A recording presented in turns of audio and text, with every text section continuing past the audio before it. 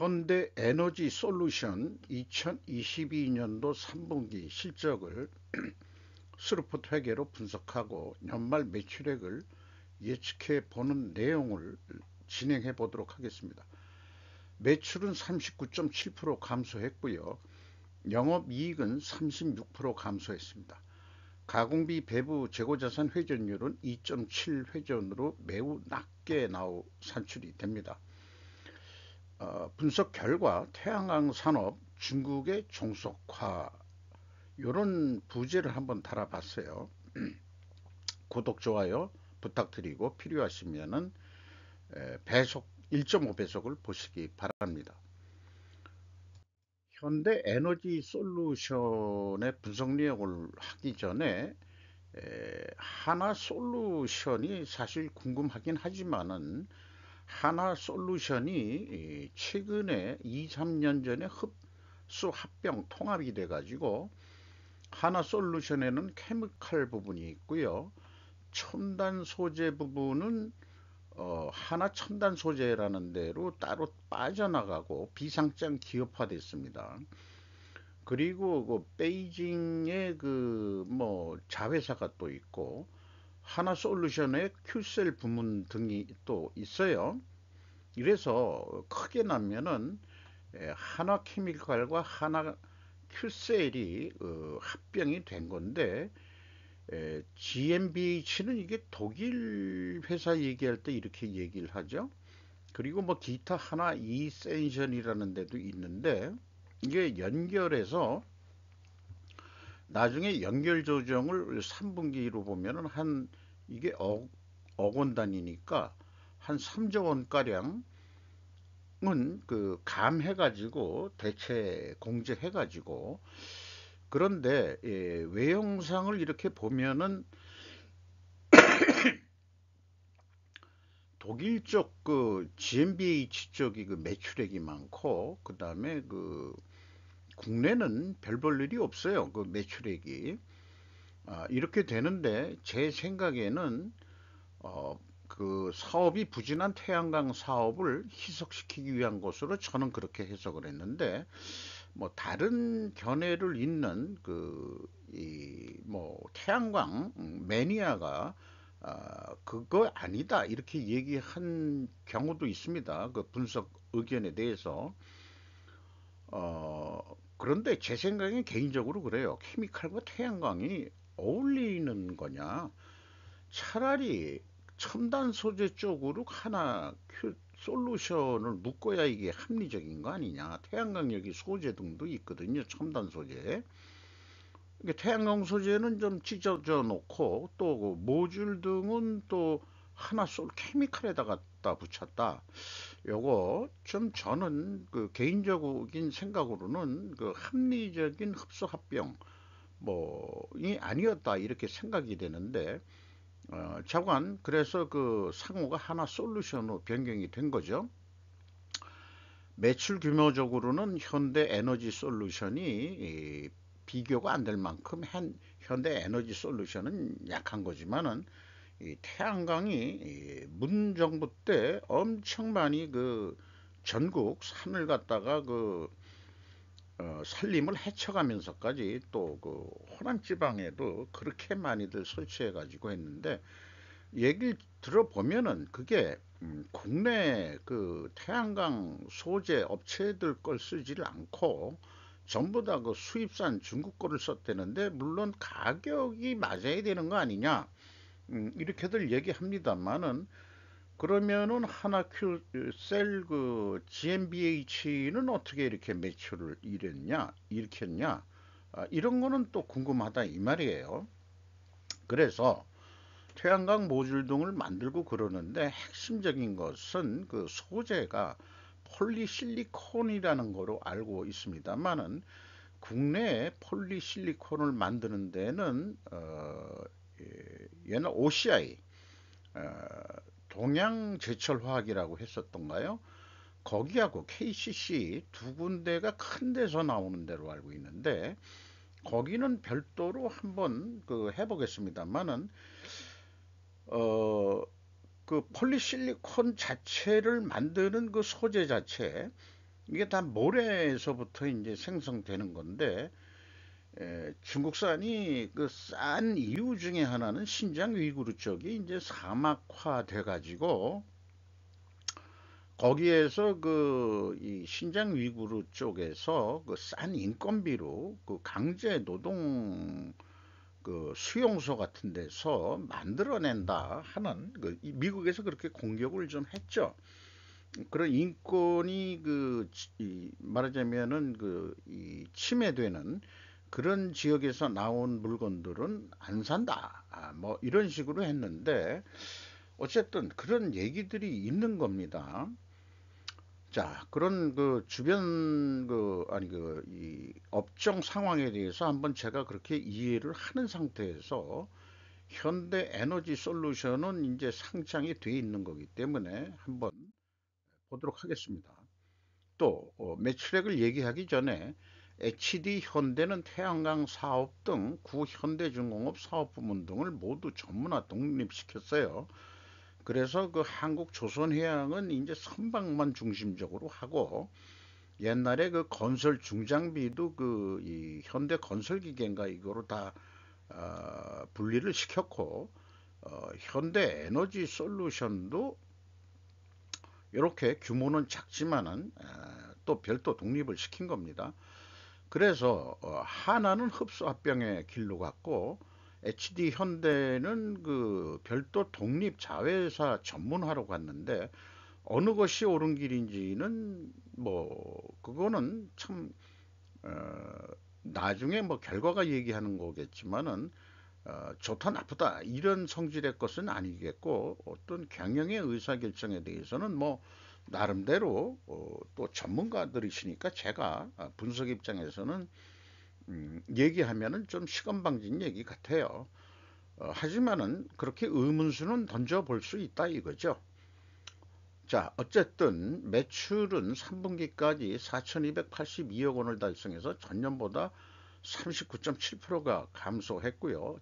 가공비 배부 재고 자산은 줄긴 줄었습니다만 적게 줄었고 매출원가가 약간 낮게 감소했기 때문에 에, 그 감소했다는 얘기는 매출원가가 올라갔다는 얘기죠. 적게 감소했다는 얘기는. 그래서 매출총이익이 52% 감소했고 판매관리비를 53.6% 감소시켰습니다만은 영업이익은 305억 원으로서 전년도 612원보다 50.2%가 감소했습니다.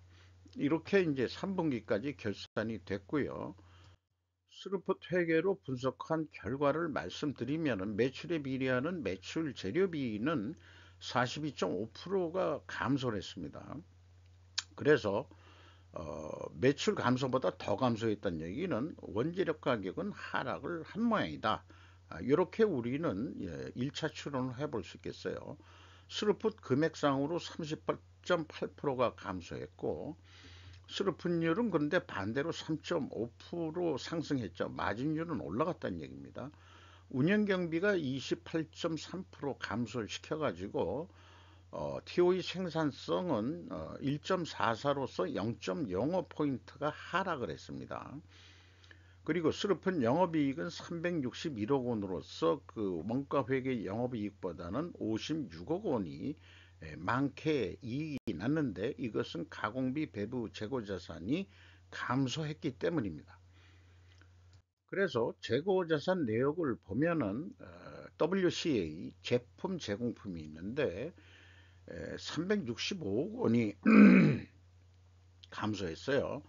제품이 406억 원이 크게 감소했는데 제공품은 한 40억, 41억 원이 증가했고 근데 제품 재고들이 이렇게 많다는 얘기는 안 팔리고 있다는 얘기입니다. 감소를 406억 원 감소했어도 지금 1255억 원이나 재고를 가지고 있다는 얘기예요. 이거는 지금 장사가 잘 안 된다는 얘기도 줄이긴 줄였습니다만 그래도 많게 느껴진다. 회전율이 2.7 회전뿐이 안 되기 때문에 그런 얘기를 할 수 있을 것 같고요. 그 다음에 요 재고자산 명세를 유형자산 내역 공시하는 것처럼 이렇게 흐름으로 그 공시해야 된다는 것 다시 한번 강조해서 말씀드리고, 이렇게 될 날이 언젠가 올래는지 몰라도, 그래서 1단계 그 재고자산 회계 그 WCAI는 제가 그 다른 그 앞장에서 얘기한 재고자산 명세에 의해서 WCI의 그 감소액이죠. 그런 비성분, 다음 장에 비성분을 소개합니다만은, 비성분은 이 플러스로 표현된 거는 실질적으로 재고가 줄었다는데, 이 갭 770억 원이 줄었다는 얘기인데, 이것은 금액 그 차이가 크죠. 그래서 왜 그러냐 그러면은 BWCI 원재료, 미착품 등 이런 거였는데, 그것을 공제해도 또 차익이 남는다 이게요. 그러면 이게 뭐지? 전체가 기준도 아니고, 그랬더니 그 갭이 딱 나와요. 미착품의 증감액입니다 이게. 그래서 일치는 하는데, 이게 여기 그 제가 기록한 대로 재고자산의 변동 범위는 WCI로 표준화되어야만 한다. 이 WCAI로 하는 회사만이 저는 회계 투명성이 일단 저기 그 출발 조건으로 그렇게 얘기할 수 있을 것 같습니다. 회사는 전체 재고 자산에서 미착분만 뺀 범위를 편법 기준을 가지고 있다. 이것은 편법 같다 이 말이에요. 유독 이렇게 대표적으로 하는 데가 KCC가 있어요. 전체를 기준으로 하는데 미착분만 뺀다. 미착분만 아직 우리 장부에는 잡혔지만은 현물은 국내에 안 들어온 거다 이런 얘기 아니에요? 그러니까 현물이 없는 거는 빼겠다. 원재료가 또 들어가면 안 되는 거라고 생각합니다. 그 원가 회계에는 가공비가 배부되는 제품, 제공품에만 그 재고자산의 변동 범위를 해야지, 원재료나 기타 뭐 저장품까지 넣고 뭐 이렇게 해가지고는 총 제조 비용이 왜곡이 된다. 그러니까 성과평가를 왜곡한다. 이렇게 말씀드릴 수 있겠습니다. 그래서 비성분의 회사가 요건 제시한 거예요. 그리고 재고자산 매입액이라고 표현되어 있으면 전체 재고자산을 기준으로 가고 있는데, 여기다가 정확히 표현해 준다면 재고자산 매입액, 여기 위에다가 표현하든지 전체 빼기 미착품이라고 뭔가 표현해 주면 어디 덧나겠습니까? 친절한 금자씨가 좀 오셔가지고 한번 한 수 가르쳐 줘야 될 것 같아요. 지적질을 좀 누군가는 해야 될 것 같은데. 그래서 ABC를 더한 금액이 매출원가 재료비인데 3,156억 원으로서 40.9%가 감소했어요. 그리고 운영 경비는 28.3%가 감소한 거고요. 이 운영 경비에서 판매 관리를 뺀 것이 그 공장 가공비, 생산 가공비가 되겠습니다. 이게 15%총 제조 비용의 8.2% 증가했고, 그 다음에 이제 그 재료비는 그 또 내려갔어요. 이렇게 봤을 때 우리는 여기에서도 원재료 가격이 하락했다라고 2차 추론을 하게 됩니다. 그러니까 손익계산서하고 비성분해서 이렇게 봤을 때는, 원재료 가격이 수입하는 그 태양광 모듈 가격이 그 하락했다. 이렇게 이제 인식을 하면서 요걸 잊지 않고 좀 기억하면서 좀 진행을 해보죠. 그런데 제가 그 이 ABC를 더한 걸 MC라고 고심고심하다가 뭘로 표현하면 좋을까? 아니 약어로 메타리얼 코스트다. 그런데 이제 이게 매출액에 비례하는 거죠. 다만 재고자산 변동에 그 제품 이런 게 들어가면 가공비가 배부된 음, 금액이다. 이런 차이가 있겠습니다. 원가 회계상으로는. 그런데 저도 이거를 그 원가 회계하는 사람들은 뭐라고 부를까 했는데, 이게 어디 그 다른 회사들 거 하다 보면은 재고자산 명세 밑에다가 비용으로 인식된 재고자산 원가는 얼마입니다. 그 금액이 요렇게 표시가 됩니다. 그래서 원가 회계하는 사람들은 그 원가라는 그 개념에 묻혀 살기 때문에 세뇌돼서 재고자산 원가라는 용어로 쓰고 있더라고요. 비용화된 재고자산 원가는 얼마 얼마입니다. 라고. 그러니까 재고자산 변동액하고 그다음에 재고자산 매입액. 다른 회사는 어떤 데는 원재료 사용액 뭐 이렇게 나오고 그렇습니다만은 또 상품이 있는 회사는 또 상품 매입액 또는 상품 출고액 그럴 때마다 이게 재고자산 변동 범위가 다 달라져요. 기업마다. 제조하는 마다 왜 통일된 표준화된 어떤 그런 매출원가 산식이 왜 안 돌아가는지 저는 그걸 이해를 못 하겠고 공인회계사 회계감사법인들은 왜 이런 거를 정립을 안 할까? 재고자산 회계가 분식회계의 그 텃밭 보고라고까지들 얘기를 하고 있는데 그런 생각이 들어갑니다. 일단 이런 지적질을 좀 하면서 제가 그래서 1단계는 그 미착품을 빼니까 일치를 하는데 요게 이제 총 제조 비용도 405억 원이 차이가 난다는 거예요. 예, 이게 나중에 사업 계획할 때 이제 한계가 드러납니다. 그리고 현금 흐름표 기준으로 해서는 일치를 해요. 네, 현금 흐름 회계 감사법인들은 요 현금 흐름표 기준으로 아마 맞을 거예요. 그 아까 1단계, 2단계 요런 식으로는 맞춰볼 생각은 안 할 겁니다. 왜냐하면 스루프트 회계라고 비교해 볼 생각 뭐 그런 건덕지가 없죠. 저는 그 스루프트 회계를 하기 때문에 이걸 비교를 안 할 수가 없죠. 자연스럽게 비교하게 된 겁니다. 뭐 제가 농담 삼아서 한 놈만 재고자산 한 놈만 팬다고 그랬는데 딴 거 외상 매출 그러니까 매입 매출 채권이라든지 매입 채권까지 그 따져 들어간다고 그러면 이거 골치 아픈 얘기가 많이 나올 거예요. 운영 경비로서 인건비가 150억 원이 집행이 됐는데 4.6% 증가했고 직원 수는 4명이 감소했는데 평균 임금이 8,500만 원 선으로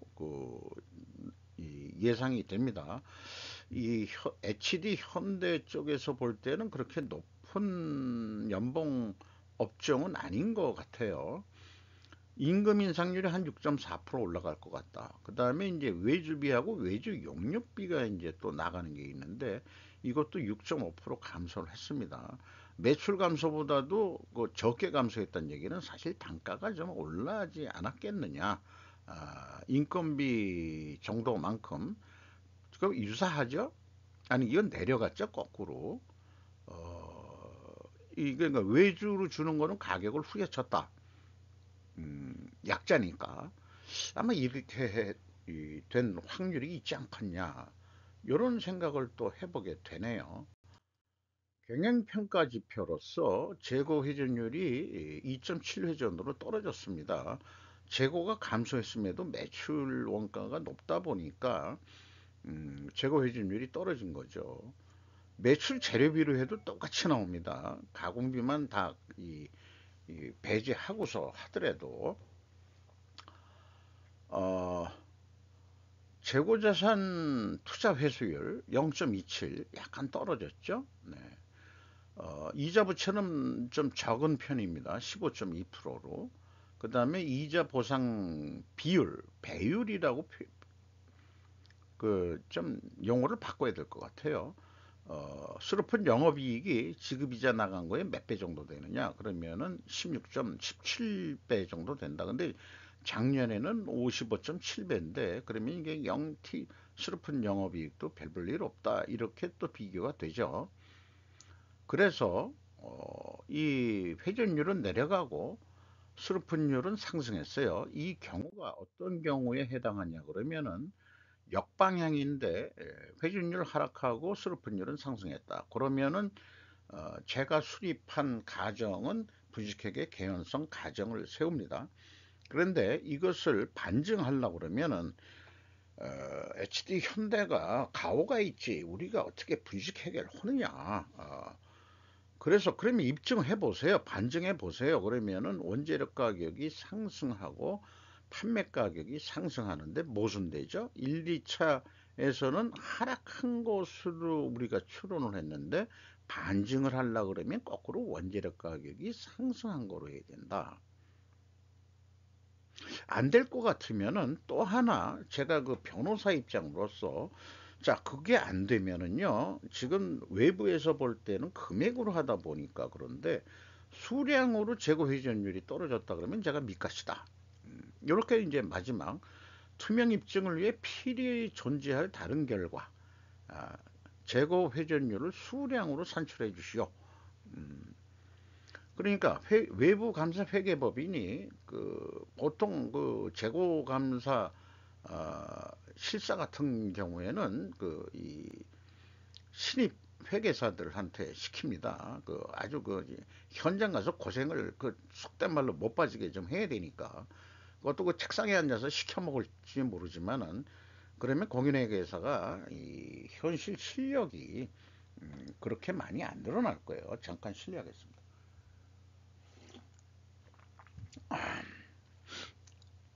그래서 그러면 원재료 가격이 상승했냐?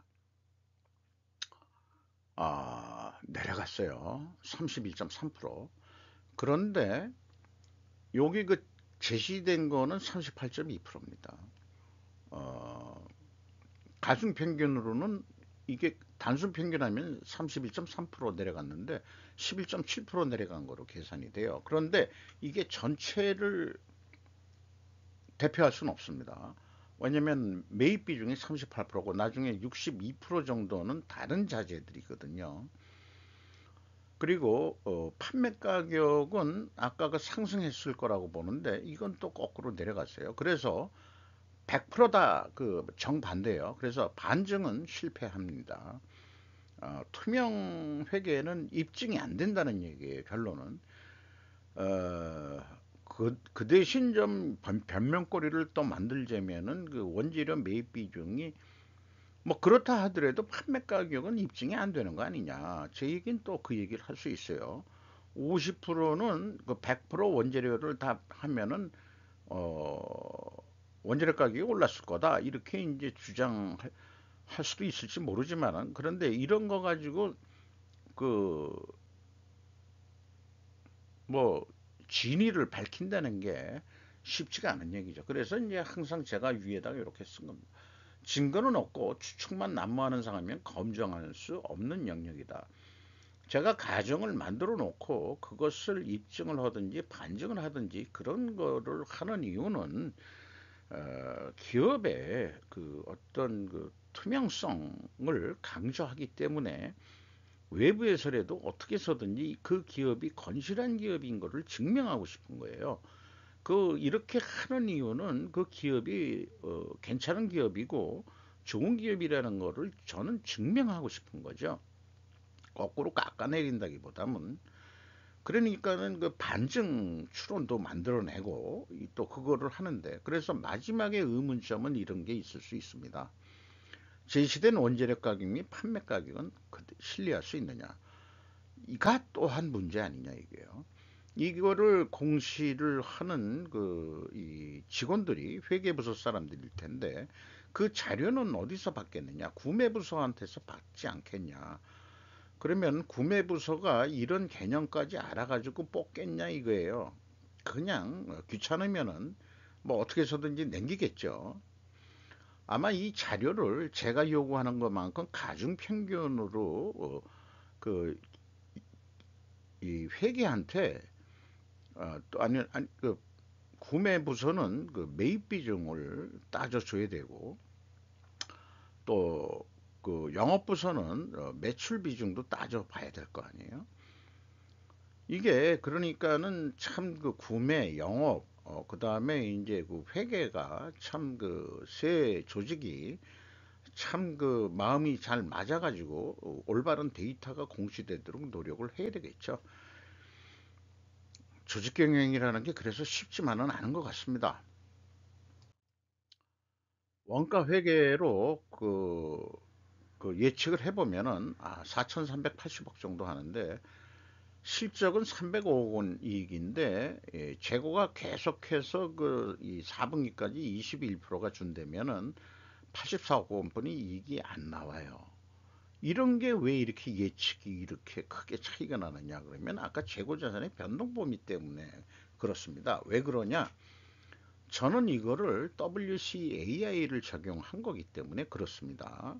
왜 아니 3분기 300이 했는데 어떻게 재고가 더 뭐 감소하든 증가하든 이건 너무 갭이 차이가 있는 거 아니요?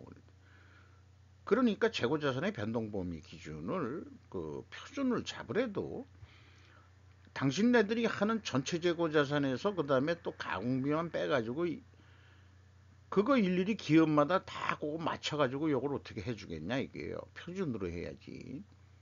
스루풋으로 볼래니까 나중에 그 차이를 밝혀내기 위해서 하는 거니까 어떤 기준 잣대는 있어야 되는 거 아니에요. 그러니까 WCAI로 한다 이게요. 제품과 제공품 두 가지만 현대 에너지 솔루션에서는. 그런데 반대로 원가 회계는 재고를 21%를 그 증가한다면은 연말에 매출액을 더 노력을 안 하더라도 656억 원 나온다. 두 배 정도 나온다 이게 그 매출 노력을 추가로 안 해도 자연스러운 매출액 증가만 하더라도. 그런데 한 295억, 260억 정도 매출을 10%더 증가시켜도 이게 이 3분기 실적만큼 영업이익이 안 나온다. 왜 이런 엉터리 같은 예측뿐이 못하냐? 이게 이제 이것 때문에 그렇다 이게 재고. 그러니까 원가 회계는 재고를 뭘로 적용하는 거에 따라서 장난질을 할 수 있는 여력이 너무나 많다 하는 것을 말씀드릴 수밖에 없겠어요. 우리가 원가 회계가 세상의 진리라고 믿어서는 절대 안 됩니다. 이제 이 약발이 떨어졌어요.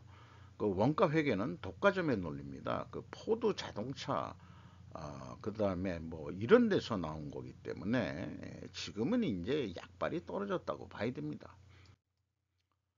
자, 그래서 스루풋 회계로는 높게 나와요. 예측이 5,350억 원으로 그냥 3분기 실적 그대로.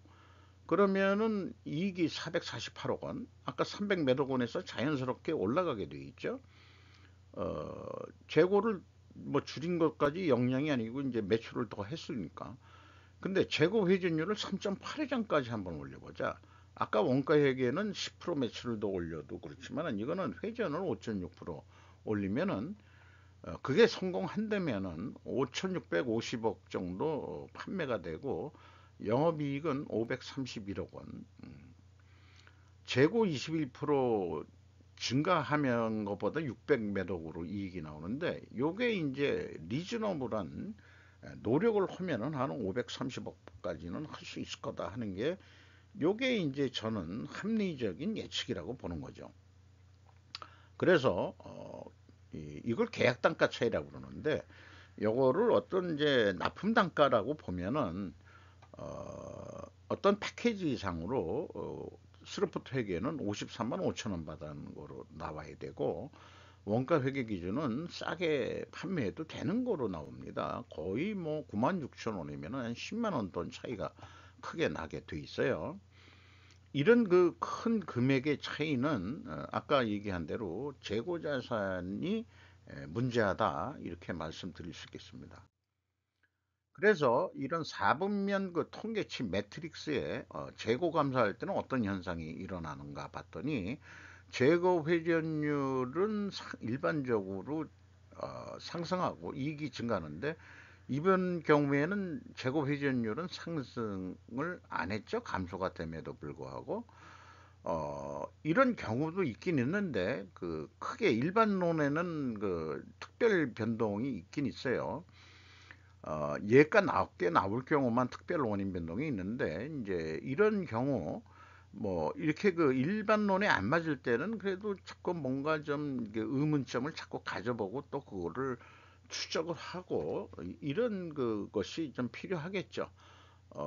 일반론이고 딱 그 진리론은 아니니까 이렇게 그냥 이해를 해주시면은 될 것 같습니다. 어쨌든 결론 판매가는 원가기보다 높게 나왔죠. 그래서 저는 이걸 전 경제에 적용하다 보면은 디플레이션 완화 효과가 있다. 재고를 감소시키고 그런 경우에 나오는 그 판매 가격은 납품을 받을 때 깎지 않는 게 대한민국 경제를 위해서라도 감사한 일이다. 이렇게 이제 말씀드릴 수 있겠어요. 누가 가격을 올려줄지. 사실 그 구매 실력자는 가격을 올려줄 수 있는 사람이 실력자고 조직 내에서 그것을 설득할 수 있는 능력이 있어야 될 겁니다. 저도 구매를 조직에 있을 때 해봤는데 가격 많이 올려줬어요. 내가 올리겠다 그러면은 따꾸당한 적이 거의 없습니다. 저 새끼가 하는 대로 그냥 사인해. 저는 뭐 척척척척 하는데 강제로 업자한테 술을 얼마나 얻어 처먹었길래 저렇게 맨날 가격을 올려주지? 아마 속으로 그런 생각을 했는지도 모르겠습니다만은 저는 올려줄만 하니까 올려줬다 이거예요. 그 옛날 얘기가 기억이 생각이 나네요. 자, 현금 재무지표 소개할 것은 EAT 세후현금 순이익이 얼마냐? 343억 원. 거의 유사하게 나왔어요. 그 원가회계 영업이익 정도 하고. 그 다음에 그 채권자 한테서 한 9억 원 정도 돈이 더 들어왔고, 주주잉여 현금 흐름이 67억 원인데 이게 이익배당액이고, 그 다음에 1.4%입니다. 요거는 작년 실적에 의해서 나간 거예요. 그리고 최종 192억 원의 현금을 벌었다 이렇게 얘기할 수 있을 겁니다.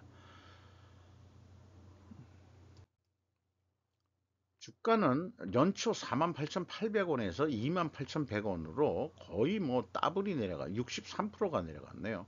장부 가격의 79%뿐이 대우를 받지 못하고 있네요.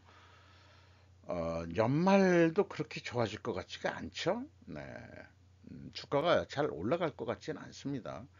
HD 한국조선해양이 53.57% 지분을 가지고 있고 외국인이 6.33%.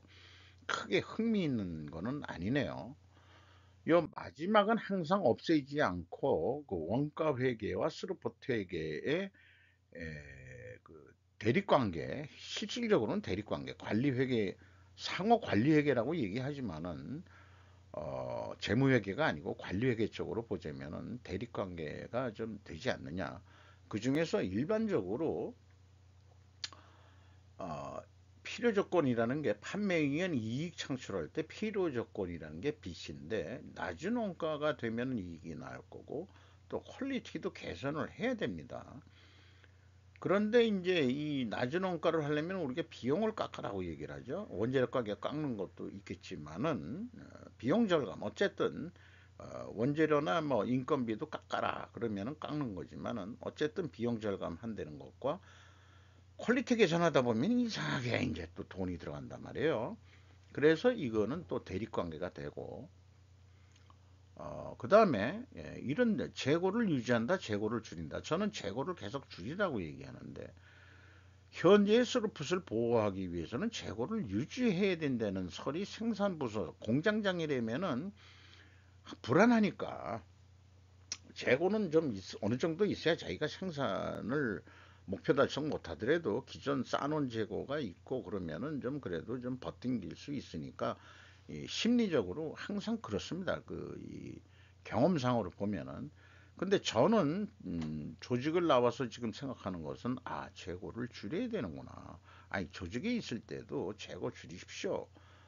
그렇게 얘기를 했는데 이것은 필요 조건은 현재의 스루풋도 보호하면서 미래의 스루풋도 보호하려면은 에, 조건이 여기서 대립이 된다. 그러면은 어, 오늘도 내일도 돈을 벌어야 되니까 재고 회전율을 올려야 되는 것은 재고를 줄이면 일반적으로 아까 줄였는데도 재고 회전율은 좀 떨어졌죠? 떨어졌어요. 그건 워낙 그거는 이유가 있죠. 매출액이 너무 급격히 떨어졌다는 얘기죠. 다 원인이 있는 겁니다. 원인 결과가 그렇게 이제 추적을 해볼 수 있겠습니다. 현대 에너지 솔루션을 얘기하면서 하나 솔루션 얘기도 좀 하고 그러다 보니까 시간이 약간 오래 걸렸네요. 이해해 주시고 도움이 되셨으면 좋겠습니다.